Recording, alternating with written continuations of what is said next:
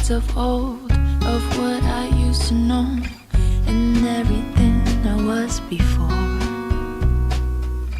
I'd hope to feel the grass, the garden of my past, but nothing grows here anymore. I walked up to the hills of what I used to feel, of what I thought belonged to me. I saw old faces there, old painful places where I no longer need to be. One by one, I let them go. I give them to the wind. I say goodbye to dead-end roads.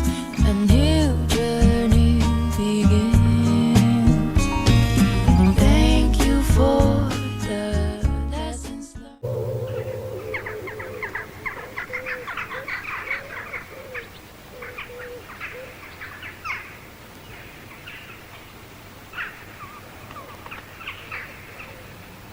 If you've ever played Consequences, you'll know that it ends up with "the world said, and the consequence was." Well, if the world says anything at all about me, it says that I'm an actress, born in Australia, ex-Mrs. James Bond, written a couple of books. I suppose the consequence of those things is this film, but this film is not really about any of those things. I'd like to take you with me on a journey and meet some of the people I met on my way. People of all ages and professions and nationalities. People like me, searching for something. I had decided to stop playing Pavlov's dog and waiting for the applause, the repetition of roles, conditioned reflexes. I wanted to learn something, so like all sensible children, I went back to school. Of course, in our game of consequences, the world would have said that it was all grossly coincidental. It just happened that this school started as I stopped. But I'm not a great believer in coincidence, so here I was, one of the first students of the International Academy of Continuous Education. Rather a grand title, perhaps, but anyone of any age can come here, and they can learn practically anything.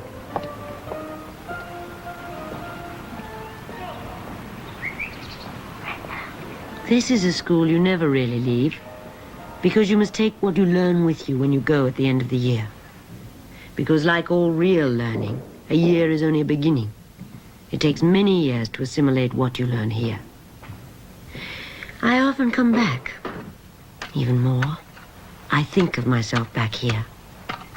Not only then, but now, and perhaps whenever. Digging and planting and hoeing. Play the tapes backwards. Unravel. Knit one, purl two. Stop. Think. There's an expression, killing time. This is where you learn to fill time, not kill time. No one can tell you how to do it. It just has to happen. There's another thing. If you reverse a car, you have to stop it before you can start to go forward again. Otherwise, the engine will fall out. Aldous Huxley wrote a novel called Time Must Have a Stop. Sometimes you find yourself wishing that you could stop time. Well, you can, and you do. Stop!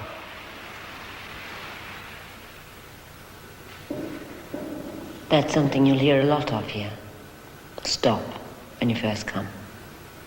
It's done for a purpose, like everything else here. And the purpose is that you stop everything. That you stand outside yourself and look.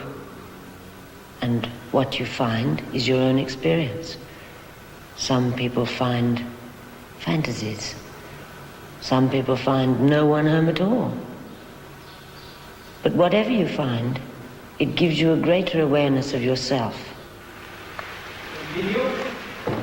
Every stop is a step back to the real person, the unconditioned you, the child. Conditioning starts from birth, and by school time... Dreadful! Dreadful! Dreadful! Well done. Dreadful! Well done. Dreadful! Well done. Dreadful. Well done. You could do better. Dreadful. Well done. You could do better. Dreadful. Well You done. could do better. Dreadful. Well you done. could do better. There's an old Cambodian monk I met who believes that there are lots of ways, if only we open our eyes. There is nothing impossible in this world. But of course we have to open our mind and our heart and see all around us whether how far the present day education has brought us. It is not enough. It is not sufficient. It is what you call half done, half-baked man. That's what it has been making. Half-baked man. Yes. Well, how can we begin to learn this other side? I mean, the other half. I can tell you that people of today, they are quite awake. Awake. Yes. They do know. Well, they do know, and they are searching for the missing thing in their life. And that is why so many things sprung up. So many of them, you can imagine. And I was so amazed as why you people, you are so, seem to be swallowing things without much thinking, like Like what? while children swallow candy.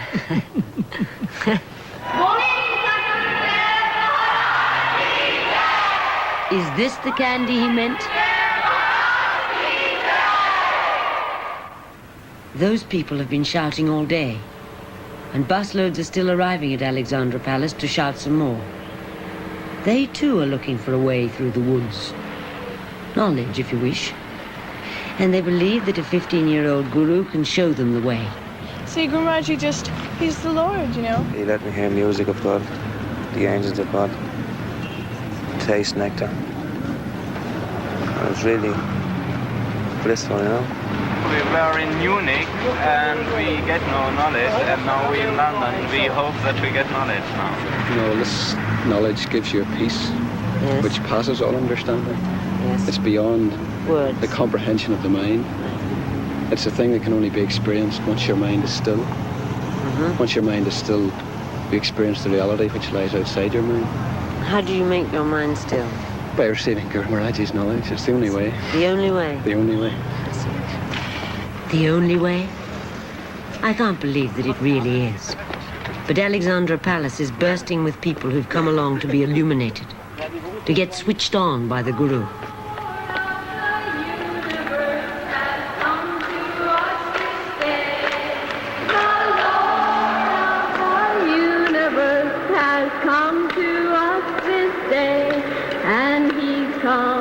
Show us light, and he's come to show us love, and he's come to show us the way back to our Father.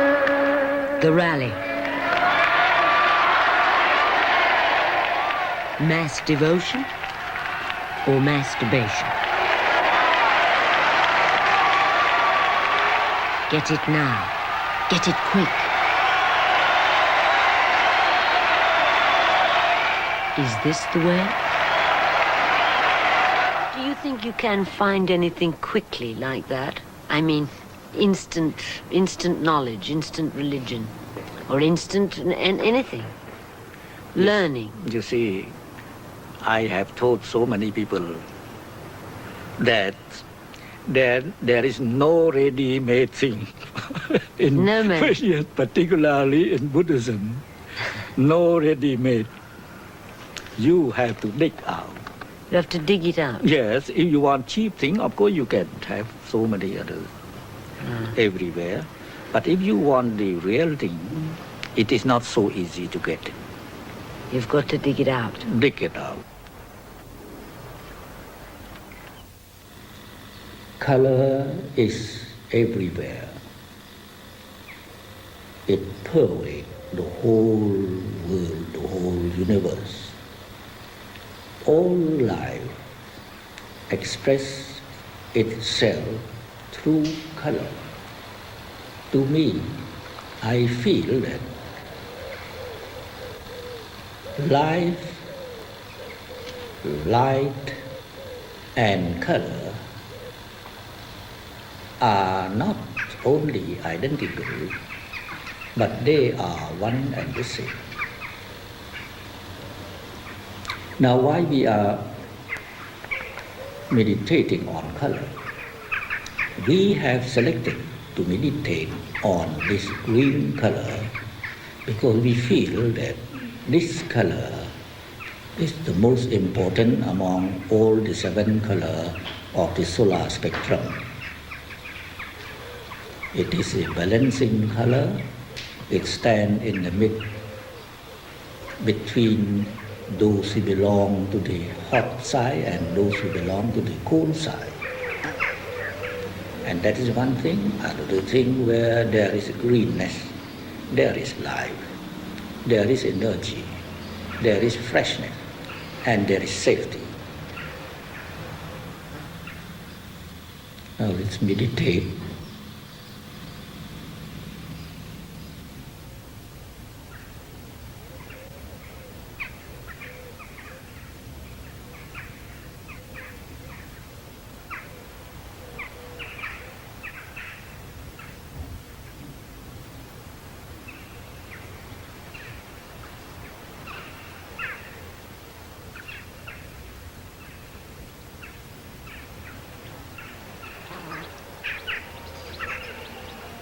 This is where I discovered some doors to open for myself. This is where my journey and a lot of other people's journeys converged. I came here because I needed to. It's a bit like stepping off a cliff to leave all the comforts and securities behind, to come to a place solely to learn. Oh, of course we had to pay for our stopover. Not much, but we had to earn the money ourselves before we arrived. In the game of consequences, the world would say we were mad. A bit odd. But we didn't have time to worry about what the world would say. And the consequence was, well, at the end of our year, we've all gone back to our lives. But with our eyes just a bit more open. One thing I do know for sure is that next year 90 more travelers will be looking for direction from the man whose brainchild this place is. John Godolphin Bennett. Writer, mathematician, and philosopher. Stop!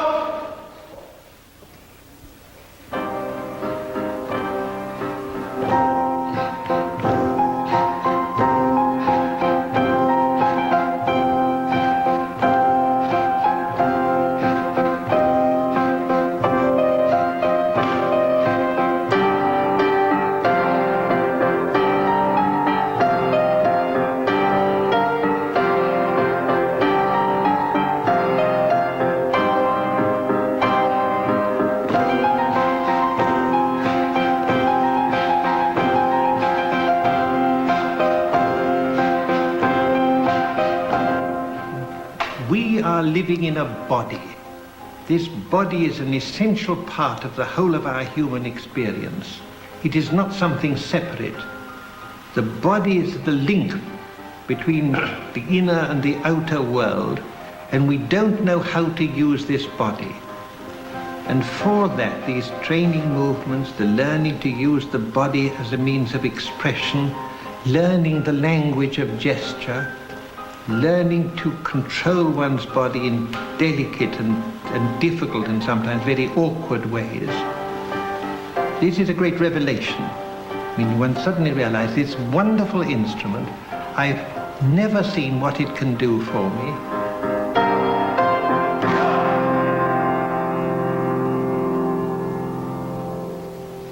Now we're going to work now on the Lord have mercy, but on the inner work. As you know, with all of Gurdjieff movements, and this is number 11 of the 39 series, there is always something that we have to do inside ourselves, with our inner state, with our attention.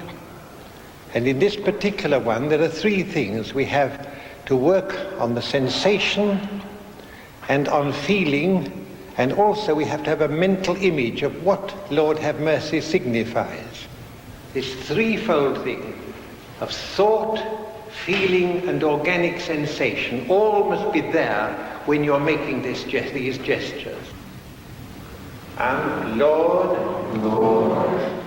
have mercy.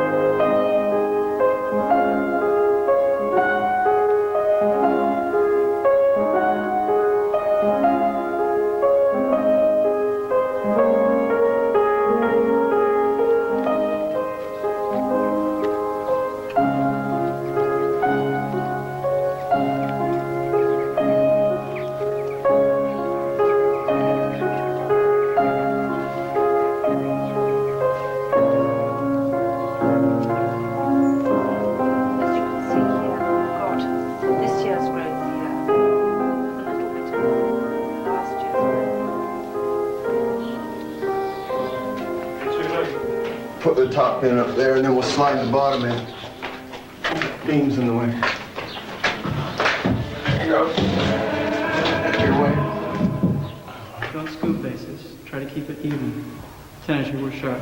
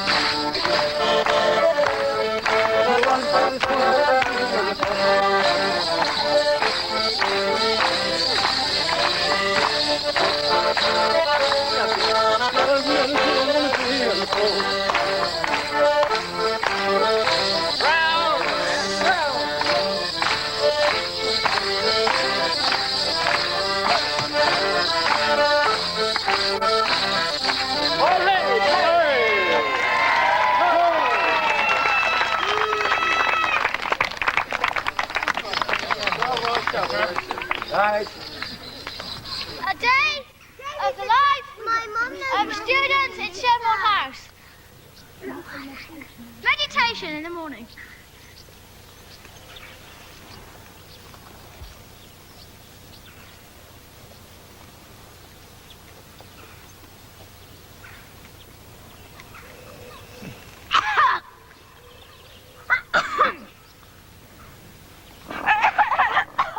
Seeing these children doing their version of the kind of thing I did at Sherborne led me to ask John Bennett how he saw their future, the future of a new generation. There's a real desire for life. It's quite extraordinary. I remember myself as a boy, of course we all have had a desire for life, but they want to live much more. They already know that there's something that's missing in life and they want it. And then they get this offered to them at school as a kind of ersatz, some imitation of it. You know, you talked about freedom, and people at various schools, they're trying to give the children freedom. But you don't give freedom when you try to pump it into them. You don't give it to them. They've got to get the freedom from inside themselves, and they don't know how to do that. You know very well that that's the thing that we're after here. I'll be server. Me too. Oh, I will too. Oh, no, you can serve. Okay. No, you can let her. You know very well what our principle is, that man is only half-developed being, that whatever education he has, he remains only half-developed. This potential in him has got to come out. And the way we live at the present time just doesn't make this possible. The first thing for getting this potential out is to know it. One must know that one's got it. Not from somebody else, one must know it from oneself. One must know that there are springs inside oneself that are not yet flowing. I mean, one must have the positive with the negative. One must take away illusions, but one must also give hope. And this possibly is what the world most needs this present time, to have a genuine hope for the future. Enough. Oh, let's see where we got to go today. Oh, it's weeding the rose garden. We did this yesterday. And the day before. And the day before that as well. And the day before that. This, to know that today one will teach, tomorrow one will learn, this is the thing that gives us confidence that we can play any role that's given to us, yes, including the role which is our own destiny, which we've got to find after all. It's not just in order to be versatile. It's yes. far beyond that. It is only the discovery of versatility is the step towards discovering our super potential. What do you mean by super potential? I mean that our ordinary faculties, our speech and thinking and so on, are not the whole of our potential. We have the possibility of other perceptions, as you know. And this is one of the remarkable things, that in this relatively short time, people began to be aware that they could be in contact with one another. They could understand one another without words. This is the beginning of the emerging of the super potential. And I think it's particularly important at this time, because with the world as it is, we're going to need other means of communication, not through words, yes. not from the outside. We're so jammed together that we've got to be able to understand one another and accept one another quite differently. All that belongs to the super potential. There's going to be need for new ways of understanding one another, new ways of accepting one another. We're moving into a new kind of society. We can dimly see what it's going to be, and we know that we're not prepared for it. And that is the crux of the whole of this educational crisis in which we are.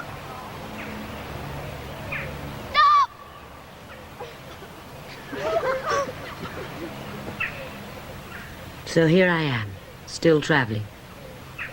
What do I get out of the journey? We could talk about joy, or happiness, or fulfillment, but those are words, and words are no longer enough. It's what we put into the journey that counts.